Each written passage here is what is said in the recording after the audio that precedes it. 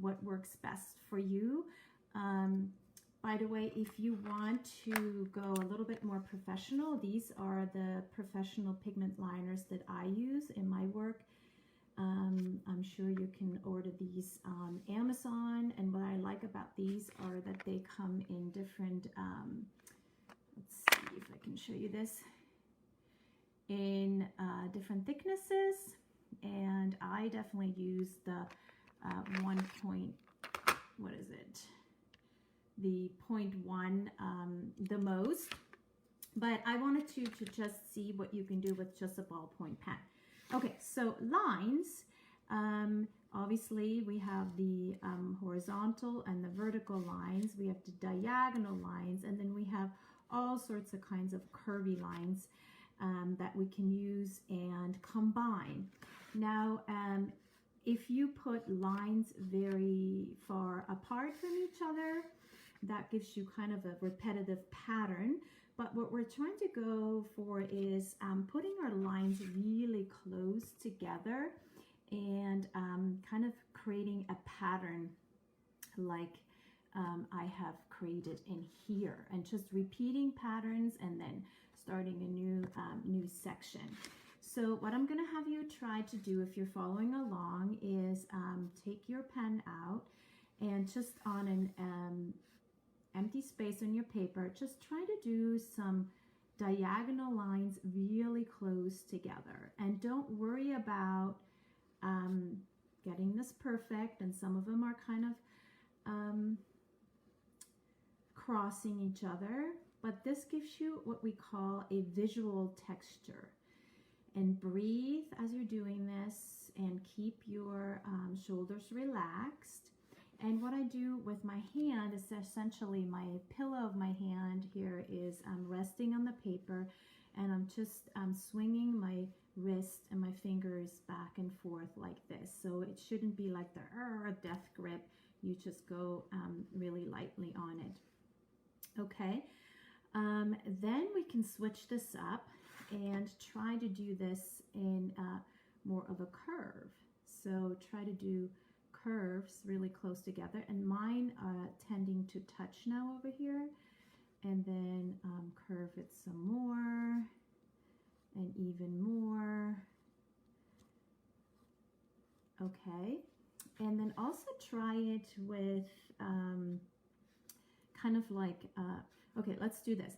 Draw kind of an organic shape, and now we're going to fill this shape with lines. I'm going to start in the corner, and I'm going to do these hills. They always remind me a little bit like Dr. Seuss's work. Okay, now I'm going to turn, and I'm going to do a hill coming in from this angle, and then maybe one from this angle. And doing this is really calming for your body, for your mind. Okay, and then I'm going to go in this way. So kind of just change the angle of what you're doing. And yes, this is time consuming. So you will figure out, oh, a piece of art is not created just in 1 second, 2 seconds.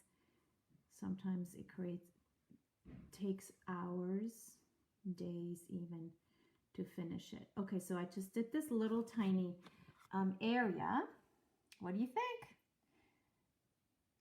Hit the like button, or the love button, the heart button, sorry. So now this is just a couple of textures that we tried now on a blank piece of paper. Now, if you were here with me on the coffee painting days, and you still have your value study, remember this is where we tried to get 3 different tones with our coffee painting. And so I would like you to work on top of that if you still have it. And here is one where some people would say, oh my gosh, this is ugly, this is not even. There is no such a thing. I actually am really intrigued by these beautiful overlaps that the coffee has created. And why this happened was because when I brushed with my brush, I stopped. I didn't do a continuous line with it. And then I probably added more of the darkest tone on top, and this is what happened. So I find this quite beautiful. And let's try to put some line work on top of these. And how can we work with these darks and light nuances? So look at this. So here I have done one with those circles that we were just practicing. And then I intentionally left some of the coffee blank right here. And then down here I was doing some more of those lines diagonally. And then what I did down here was I did some cross hatching. Where's my camera? Wait. Oh my God, over here. The cross hatching, which you overlap. Here are some other kind of designs that I tried out. Over on this one, I tried a pattern with hearts. I mean, this is where your creativity comes in. This one really looks like hair or something. Okay, so let's just try one over here, and let's stick with those circle things, and I'm going to circle shapes, and I'm going to switch to a Sharpie pen. I suggest that you try out different things. So I am kind of thinking, I'm just going with the flow, and I'm going to start over here and just go slow, and then oops, I think my heart tells me I need to switch over this way, and maybe I can put a few small lines in this way and so forth. And again, breathe and enjoy the movements of your hands. And then organically, I'm just going to let this fizzle out, and maybe I will close this shape with a curvy line. I am going to keep some space here, and I'm going to just kind of follow along. Do you see how this makes this kind of a hill side? So sometimes when you see things in the paint that feels interesting to you, try to follow that. And now I'm going to just do this as a pattern and see how that feels. Again, keep your lines close together. And don't worry about mistakes. Really just go with the flow and see what that does for you.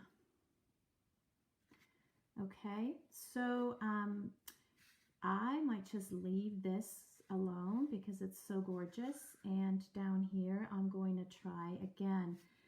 In art, it's always good to repeat certain sections. So I want to repeat this pattern down here. And it feels like because this is also an oval shape, I'm going to just embellish that with, again, these hills. And again, feel free to turn your paper as you're working, so that encourages you to come in from a different angle. How's everybody doing? Hope you're following along. Hope you're enjoying this. Hit the heart button, hit the like button. And if you have any comments or questions, please keep them coming. My assistant Anna is happy to help you out in the background. So again, I think I'm going to repeat, oopsie, I have an oopsie. I'm just going to repeat that oopsie and put more lines like that. See what happens? Oh, they look like feathers now. Okay, so I am going to now repeat what I did on the other side here and following those nuances. And this is obviously different for everybody's drawing. Your drawing does not look like mine, okay? All right, on this one, I'm trying to do the cross hatching, and I'm again switching to a different pen because I want you to try out. I'm going to go with the ballpoint pen again. Okay, what is cross-hatching? Third graders, if you were in my class, you remember this. We did this with our color pencil drawings. So you're stroking in one direction, and then you're going to turn your page or paper and you stroke in the other direction. So this gives you kind of an overlay, and this gives you kind of a darker value. So you're shading in eventually if we want to do that on our flowers. Okay, so let's go into our flowers and see what we can do there. So I am interested in this overlap here, and so I am going to do, I want to really bring out this petal. So we're not going for realistic flowers here. This is going to be more of an abstract way to do this. And just checking the time. Let's see, we're 18 minutes in. So what I want you to do, if you would like to receive one of my art cards created by Mrs. Libby, PM me your address, and the first person to PM me the address, I will send you a art card. So to fast forward, so this is what I did on my flowers. I kept going in with all of those line practices, and then I had a lot of fun putting in the lines around the flowers. So and remember the little speckles, the little sprinkles that we did, or oopses, we did it with the paintbrush like that. I embellished those and outlined some of those, and I added some of my own with the pen. Okay, so also you could use color pencils if you wanted to go in on your flowers and make them a little bit more realistic. Here is another one. Actually, just do it on this one. I have color pencils here, orange and green maybe for the stem. And to shade a little bit darker, I could go in with a red. So if we're looking at the poppy photograph to see what these petals look like, so when they're overlapping, they're creating this darker shape.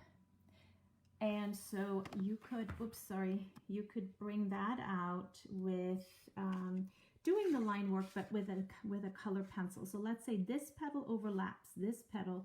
So I'm doing the line work here, and it feels like maybe this red is a little bit too dark, but then I can lighten it up with my orange color pencils.